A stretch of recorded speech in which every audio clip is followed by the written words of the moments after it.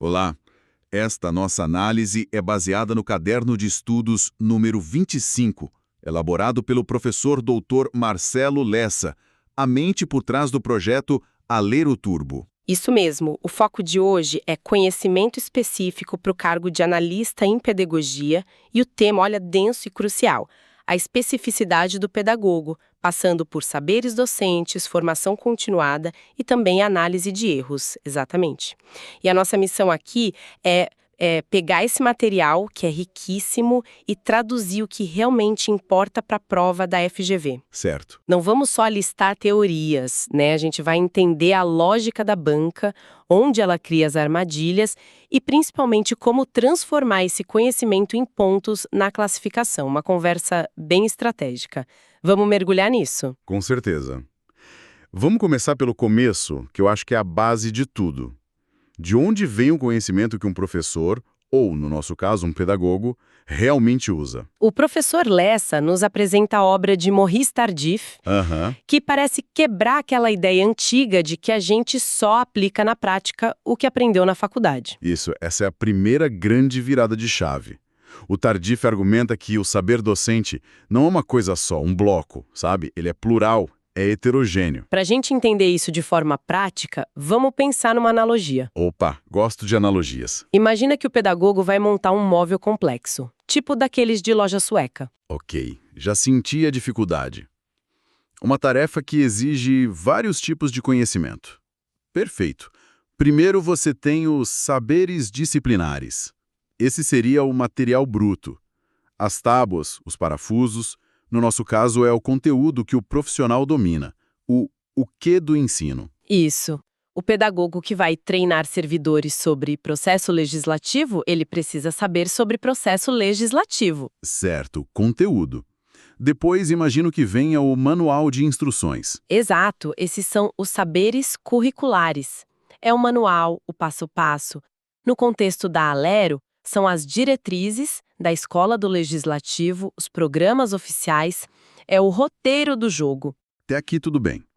Mas só com a madeira e o manual a gente não monta o móvel. Faltam as ferramentas e a habilidade de usar, né? Precisamente. Aí entram os saberes da formação profissional. São as suas ferramentas, a chave de fenda, o martelo e, mais importante, as técnicas que você aprendeu, talvez no curso de marcenaria. As teorias da educação, a didática. Exato. As metodologias de ensino. É o conhecimento que vem da academia e que te ensina como ensinar, como montar o tal do móvel. Madeira, manual, ferramentas. Parece que temos tudo. Mas quem já montou um móvel desse sabe que o buraco é mais embaixo. Ah, sempre é. O manual diz uma coisa, mas na hora você vê que o parafuso não encaixa, que a madeira é frágil. E aí chegamos ao coração da teoria de Tardif, os saberes da experiência. São os calos na mão. É aquela intuição que te diz que, se você apertar demais aquele parafuso, a madeira vai rachar. Não importa o que o manual diga. É o conhecimento que vem da prática. É o conhecimento que nasce no chão da escola, no dia a dia. E aqui está o ponto que a FGV, olha, adora. Para o Tardif, esse saber da experiência é o grande filtro. Ele valida, ele rejeita ou ele adapta todos os outros saberes. Peraí, então o que você está dizendo é que, no fim do dia, a experiência prática tem mais peso que a teoria da faculdade ou o currículo oficial? Isso é bem forte. É forte e é a realidade da prática docente. Não significa que a teoria seja inútil, de forma alguma, mas que ela só ganha vida quando a experiência confirma que ela é eficaz. O professor não é um mero aplicador de teorias. Ele é um artesão. Um artesão que, com base na vivência dele, decide qual ferramenta usar. A FGV vai te dar um cenário com um profissional que domina o conteúdo, mas a turma não aprende. A pergunta vai ser: o que faltou? Faltou articulação? Faltou articulação com os saberes da formação e principalmente da experiência para transformar aquele conteúdo em aprendizagem de verdade. Entendi. A experiência é o grande filtro. Mas isso não cria um problema? O profissional pode ficar preso no eu sempre fiz assim e deu certo, se tornando resistente a novas teorias? Sim. Como se garante que a experiência leve ao crescimento e não à estagnação?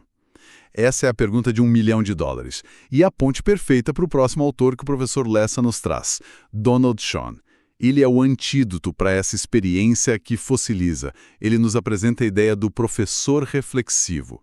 Formação continuada, então, não é só fazer um curso novo a cada 6 meses para ganhar um certificado. De jeito nenhum. Para o Schoen, a formação continuada é um processo de investigação da própria prática. É transformar a experiência, que pode ser cega, em conhecimento consciente. Certo. Ele propõe um ciclo com 3 níveis. O primeiro é a reflexão na ação. É o pensar durante a ação. Você está lá no meio de um treinamento, percebe pelas caras que ninguém está entendendo. E muda na hora. Muda na hora. Para, conta um caso prático, usa outra metáfora. É o ajuste de rota com o barco em movimento. É o improviso inteligente, a sensibilidade do momento. E depois, da aula, que acontece. Aí vem o segundo nível, a reflexão sobre a ação. Acabou o treinamento, você senta e pensa, o que aconteceu ali? Por que aquela parte não funcionou? Aquele exemplo que eu usei depois foi bom. Como eu posso começar diferente da próxima vez? Uma espécie de revisão de jogo. Isso, para aprender com os acertos e erros. Ok, refletir durante e refletir depois. Mas o material fala de um terceiro nível que parece um trava-línguas. Reflexão sobre a reflexão na ação. O que é isso? Esse é o nível mestre. É onde a transformação de verdade acontece. Não se trata mais de analisar o que você fez, mas por que você pensa do jeito que pensa. Como assim? Por que sua primeira reação ao ver as caras de confusão foi, sei lá, acelerar a explicação em vez de parar? Que crenças você tem sobre a aprendizagem que te levaram a agir daquele jeito? É questionar a sua própria lógica interna. Nossa, isso muda tudo. Porque se a gente começa a refletir nesse nível, o erro deixa de ser um fracasso e vira uma pista. Um dado de pesquisa. Exatamente, você matou a charada. O erro, tanto do aprendiz quanto o nosso, se torna a matéria-prima mais valiosa para a reflexão. Faz todo sentido. O professor Lessa destaca bem o contraste entre duas visões. A visão tradicional, que a FGV vai colocar nas alternativas erradas, trata o erro como um déficit. É preguiça, falta de atenção, algo a ser punido com nota baixa. O objetivo é eliminar o erro. Isso. Enquanto a visão que se espera do analista pedagógico é completamente diferente. É a construtivista. O erro vira uma janela. Uma janela, uma ponte para entender o raciocínio do aprendiz. A pergunta não é o que ele errou, mas que caminho mental ele percorreu para chegar nessa resposta. O erro, na verdade, a gente pode pensar nele como um bug report enviado pelo cérebro do aprendiz. Um bug report, adorei a analogia. Então, o papel do pedagogo não é punir o bug. É debugar o processo. É debugar o processo de aprendizagem. Perfeito. O erro te mostra exatamente onde está um nó de compreensão. A FGV vai te dar um cenário e perguntar a atitude correta. As opções erradas serão sempre punitivas. A correta será sempre diagnóstica e investigativa. Ok, as teorias fazem muito sentido. Mas vamos trazer isso para a realidade do concurso. Como um analista pedagogo dentro da Assembleia Legislativa de Rondônia aplica isso no dia a dia? A seção Mentoria Ouro do caderno deve falar sobre isso, né? Sim, e esse é o pulo do gato para a prova. O papel ali é muito mais estratégico. Primeiro temos a gestão de processos educativos. Que seria o que exatamente? Capacitação. Ele é o arquiteto dos processos de aprendizagem da instituição. Então ele não é só um professor de servidores. Ele desenha o sistema todo. O que mais? Ele atua como um mediador institucional. Pensa nisso como um tradutor, sabe? Tradutor. Sim. O ambiente legislativo é cheio de jargões, o juridiquês. O pedagogo é quem pega esse conhecimento super especializado e o transforma em algo didático, acessível. É a chamada transposição didática na prática. Um conceito que a FGV ama. A arte de transformar um saber sábio em um saber a ser ensinado. Exatamente. E, por fim, ele cuida da formação em serviço, que é o desenvolvimento contínuo de quem já está lá dentro. Mas não é uma formação genérica. É focada nas competências que o trabalho no legislativo exige. Faz todo sentido. Ele é um arquiteto, um tradutor e um desenvolvedor de talentos. Para a gente amarrar tudo isso, que tal uma revisão com os pontos-chave? quase um checklist final para a prova. Ótima ideia. Vamos lá. O resumo de ouro do professor Lessa. Primeiro ponto. O saber docente é simples e único. Jamais. A palavra-chave aqui é plural e heterogêneo, lembrando dos 4 saberes de Tardif. Se a FGV usar unitário ou meramente teórico, é armadilha. Perfeito. Segundo ponto. Qual dos saberes de Tardif funciona como o filtro que valida os outros na prática? O saber da experiência é ele que dá o veredito final sobre o que funciona no mundo real. Formação continuada é sinônimo de acumular certificados. Não. É um processo de reflexão crítica e permanente sobre a prática, na linha de chão. O foco é a melhoria, não o diploma. Exato. Quarto ponto. O que fazer com o erro do aprendiz? Nunca apagar ou punir. Deve ser analisado e problematizado. É uma fonte de dados, aquele bug report. E por último, uma pergunta que amarra tudo. Qual é a identidade fundamental do pedagogo, mesmo num cargo de gestão na Lero? A docência.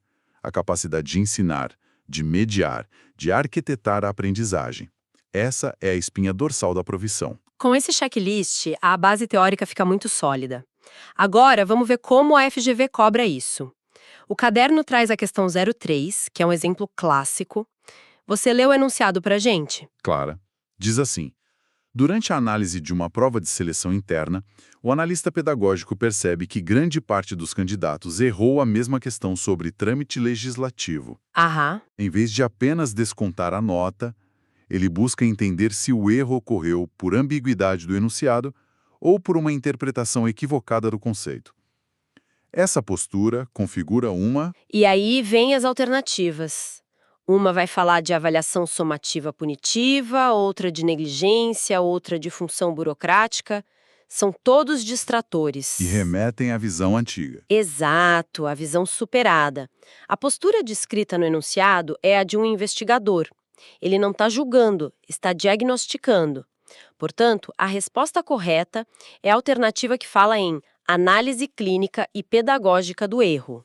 Clínica no sentido de investigação da causa, e pedagógica porque o objetivo é melhorar a aprendizagem futura. É a teoria do erro como pista em ação. Exatamente. A questão testa se o candidato entende que seu papel não é de juiz, mas de detetive da aprendizagem. Então, fazendo um balanço, o material do professor Lessa desenha o analista pedagógico da Alero não como um mero aplicador de treinamentos, Não mesmo. mas como um verdadeiro mediador estratégico de saberes, um arquiteto de aprendizagem organizacional. Perfeito. Se fôssemos resumir em 4 pilares para levar para a prova, seriam estes. Primeiro, saber docente.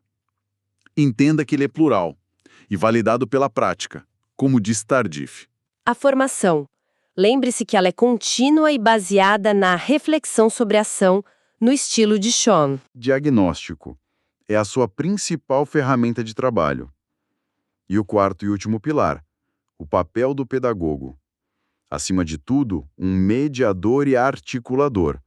Ele é a ponte entre a teoria e a prática, entre o conhecimento técnico e o aprendiz. O caderno se encerra com uma citação de Provérbios que é muito poderosa.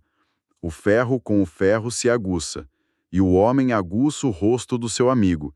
Isso nos provoca a pensar um pouco além do conteúdo da prova. É uma ótima reflexão final.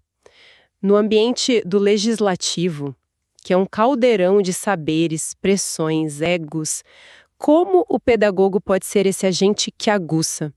Como ele garante que a interação entre as pessoas seja um processo de crescimento, de afiação mútua, e não apenas um atrito que gera desgaste? Responder a essa pergunta na prática é o que diferencia um bom analista de um analista excepcional. Este estudo foi inteiramente baseado no caderno de estudos do projeto Alero Turbo, de autoria do professor Dr. Marcelo Lessa.